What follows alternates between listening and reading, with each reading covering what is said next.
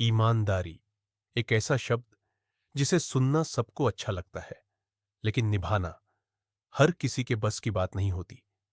आज की कहानी हमें ले जाएगी उस दौर में जब अंग्रेजों के समय नमक पर टैक्स लगता था और रिश्वत का जाल हर तरफ फैला हुआ था। लेकिन उसी अंधेरे दौर में एक ऐसा इंसान भी था जिसने अपनी ईमानदारी को कभी बिकने नहीं दिया। यह कहानी है नमक का दरोगा। ब्रिटिश शासन का समय था। उस दौर में नमक पर भारी कर लगाया जाता था। सरकार ने जगह जगह चौकियां बना रखी थीं, जहां नमक की चोरी रोकने के लिए दरोगा तैनात किए जाते थे। उसी समय एक युवक था, वंशीधर, पढ़ा लिखा, समझदार और सबसे बड़ी बात, ईमानदार। उसके पिता एक साधारण आदमी थे। घर की आर्थिक हालत बहुत खराब थी।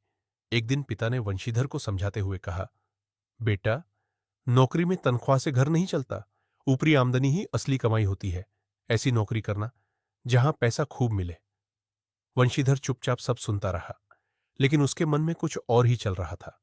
वह सोच रहा था, अगर इंसान अपनी आत्मा बेच दे तो फिर बचता ही क्या है। कुछ समय बाद वंशीधर की नियुक्ति नमक विभाग में दरोगा के पद पर हो गई।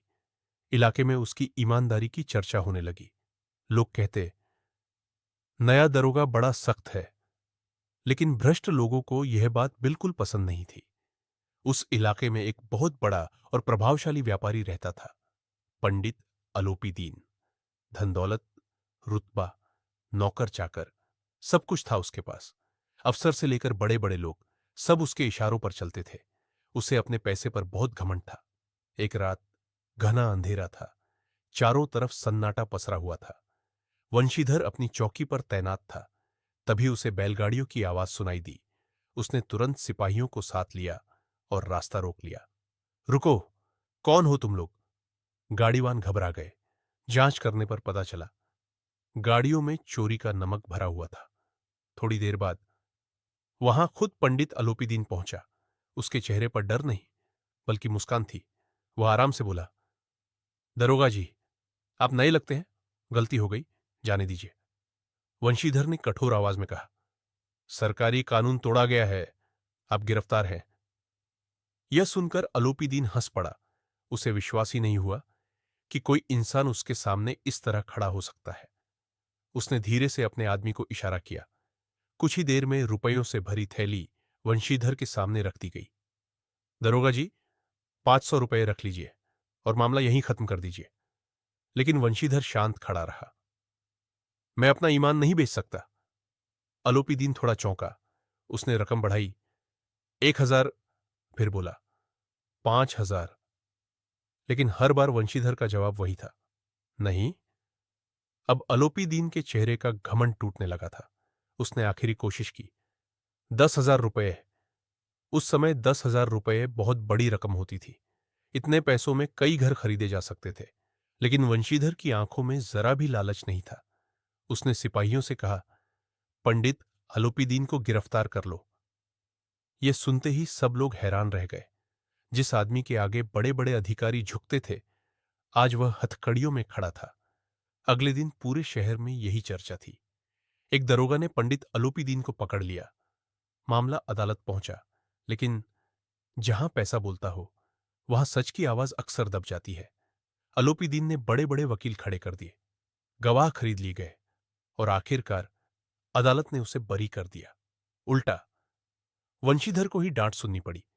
कुछ दिनों बाद सरकार ने वंशीधर को नौकरी से हटा दिया। घर लौटते समय उसके मन में दुख जरूर था, लेकिन पछतावा नहीं। उसके पिता गुस्से से बोले, कहा था ना, ईमानदारी से पेट नहीं भरता। वंशीधर चुप रहा। लेकिन उसी रात एक आश्चर्यजनक घटना हुई। दरवाजे पर एक बड़ी बग्घी आकर रुकी। घर के बाहर खुद पंडित अलोपीदीन खड़ा था। पिता घबरा गए। उन्हें लगा शायद बदला लेने आया है। लेकिन अलोपीदीन अंदर आया और वंशीधर के सामने हाथ जोड़ दिए।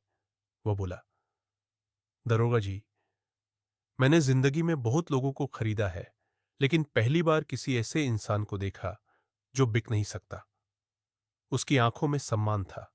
वह आगे बोला, मुझे अपने कारोबार के लिए ऐसे ही आदमी की जरूरत है। आज से आप मेरी पूरी संपत्ति के मैनेजर हैं। वंशीधर हैरान रह गया।